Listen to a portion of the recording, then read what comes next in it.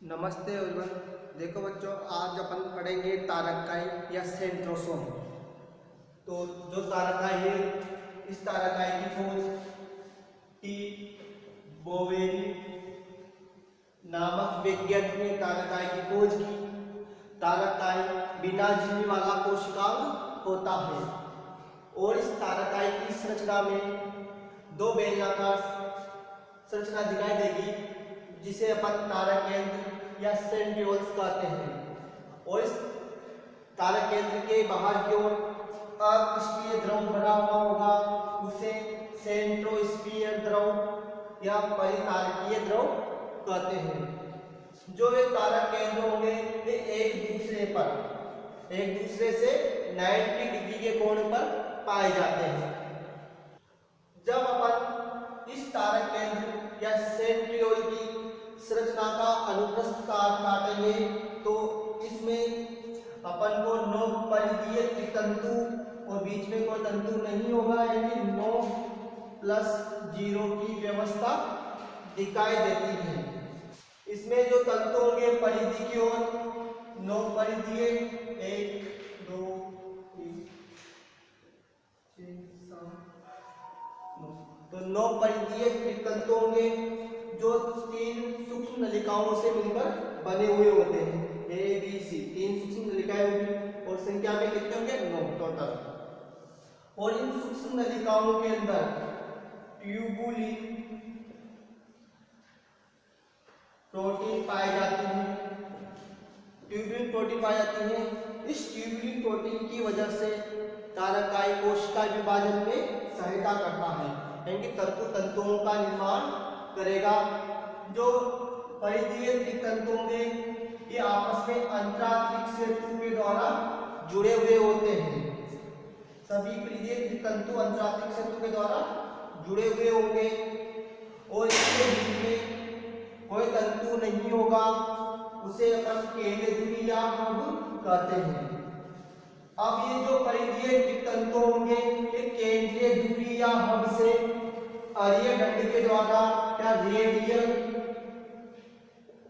Spoke के द्वारा जुड़े हुए होते हैं। रेडियल स्पोक के द्वारा जुड़े हुए होंगे, जिससे एक बैलगाड़ी के पहिए के समान या कार्ट व्हील स्ट्रक्चर बनती है। तारकाई की जो संरचना अपन ने अनुप्रस्थ काट काटी तो एक बैलगाड़ी के पहिए के समान संरचना दिखाई देती है। तारकाई जो होगा ये जंतु कोशिका में प्रेजेंट होता है और पादप कोशिका में तारकाई नहीं पाया जाता। जंतु कोशिका में तारकाई पाया जाता है। इस तारकाई की वजह से कोशिका विभाजन होता है। पादप कोशिका में तारकाई एब्सेंट होगा, फिर भी कोशिका विभाजन होगा। कोशिका विभाजन होने के लिए ट्यूबुलिन प्रोटीन पाई जाती है। तारकाई में भी ट्यूबुलिन प्रोटीन पाई जाती है। उसी ट्यूबुलिन प्रोटीन की वजह से तारकाई कोशिका विभाजन में सहायता करता है। पादप कोशिका में तारकाई नहीं पाया जाता, ट्यूबुलिन प्रोटीन पाई जाती है और ट्यूबुलिन प्रोटीन होने की वजह से पादप कोशिका में भी कोशिका विभाजन होता है। तारकाई का कार्य कोशिका विभाजन में सहायता करना होता है जनरली, और इस तारकाई के द्वारा कशाभिका के आधारीकरण का निर्माण भी होता है। कशाभिका के आधारीकरण ब्लीपेरोप्लास्ट का निर्माण भी तारकाई के द्वारा होता है। ब्लीपेरोप्लास्ट के अंदर 9+0 की व्यवस्था पाई जाती है, जो तारकाई के अंदर प्रेजेंट होती है। और जो जंतु कोशिका होगी, जंतु कोशिका में न्यूरॉन्स जो होगा, उस न्यूरॉन्स के अंदर तारकाई प्रेजेंट होता है, फिर भी कोशिका विभाजन नहीं होता।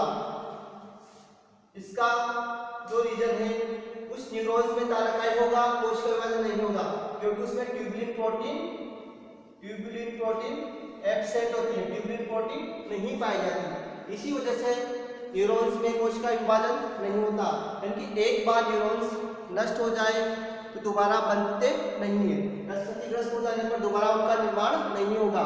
पैरालाइसिस के अंदर यही होता है कि एक बार न्यूरॉन्स डैमेज हो जाएंगे तो दोबारा वो पुनः निर्माण नहीं होगा।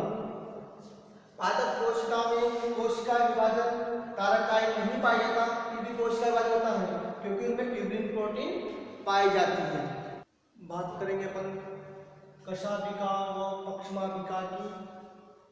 तो cilia and flagella, cilia and पक्षमाभिका, फ्लैजिला एंड कशाभिका, तो दोनों में डिफरेंस देखेंगे अपन क्या अंतर होता है। तो सीलिया होंगे वो छोटी संरचना होती है एंड जो उसकी लंबाई होगी 15 माइक्रोन होती है। फ्लैजिला लंबी होगी, इसकी जो लंबाई होगी 150 माइक्रोन होती है।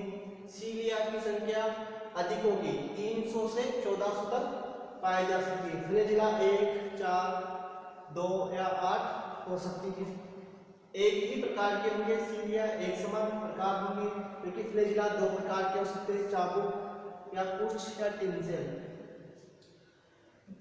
जो सीलिया होंगे वह दोलन गति दर्शाते हैं, जो फ्लैजिला होंगे त्रांतिक गति को दर्शाएंगे। सीलिया पैरामीशियम के अंदर देखने को मिलेंगे, अधिकता से बाहर की ओर पाए जाते हैं। यूग्लिना में एक कसाब निकला हुआ रहेगा, उसे कसाभिका फ्लैजिला कहते हैं, जिसके द्वारा यूग्लिना गति करता है, और पैरामीशियम में जो गति होगी वो पक्षमाभिका के द्वारा पाई जाती है। तो संरचना देखिए अपन पक्षमाभिका या कशाभिका की। तो संरचना में 3 भागों से मिलकर बनी हुई होगी, तंतु, अंकुश और आधारिकण। जो तंतु होगा उसमें 9+2 की व्यवस्था पाई जाती है। अंकुश तंतु, अंकुश के द्वारा आधारिकण से जुड़ा हुआ ब्लास्ट बोलते हैं, और इसमें 9+0 व्यवस्था पाई जाती है। जैसा अपन ने समझा था कि तारकाय के द्वारा कशाभिका या पक्षमाभिका के आधारिकण का निर्माण होता है। तो तारकाय के अंदर 9+0 की व्यवस्था है, तो सेम व्यवस्था मिलेगी तारकाय के द्वारा ही तो बनता है ब्लिफेरोब्लास्ट, तो वही व्यवस्था यहाँ पर मिलेगी। और आधारिकण पर मूलिका या प्लेट्स पाई जाती हैं, जिसके द्वारा इसका स्थायित्व बना रहता है। तो ये थी कशाभिका की बाह्य संरचना। अब इसकी आंतरिक संरचना का अध्ययन करने के लिए तंतु या फिलामेंट का अनुप्रस्थ काट काटेंगे। तो इस अनुप्रस्थ काट में अपन को 9+2 की व्यवस्था दिखाई देती है। तो समझते अपन 9+2 क्या होता है। जो 9 होंगे तो परिधीय द्वितंतु होते हैं, 1, 2, 4, 5, 6, 7, 8 और 9 परिधीय द्वितंतु होंगे, और 2 केंद्रीय तंतु होंगे, 1 और 2। तो इसे कहते हैं 9+2 व्यवस्था पाई जाती है। तो इसमें 9 परिधीय द्वितंतु होंगे।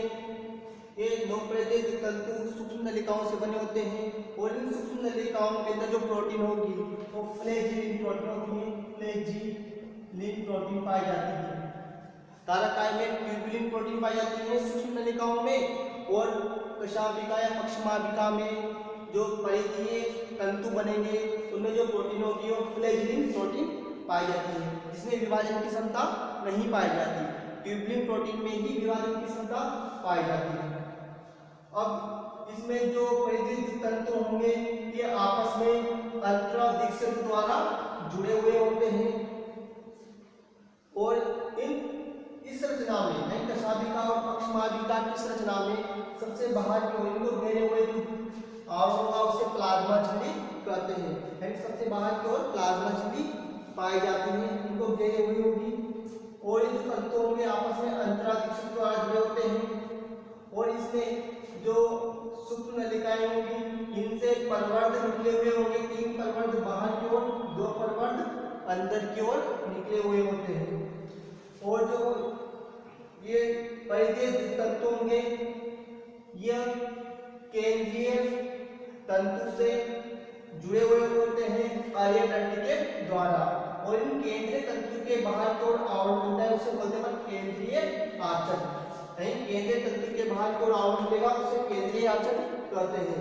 तो ये परिधीय तंतु केंद्रीय तंतु से कनेक्ट रहेंगे आर्य दंड के द्वारा, और जो केंद्रीय तंतु होंगे यह भी आपस में जुड़े हुए होते हैं अंतरा केंद्रीय सेतु के द्वारा जुड़े हुए होंगे।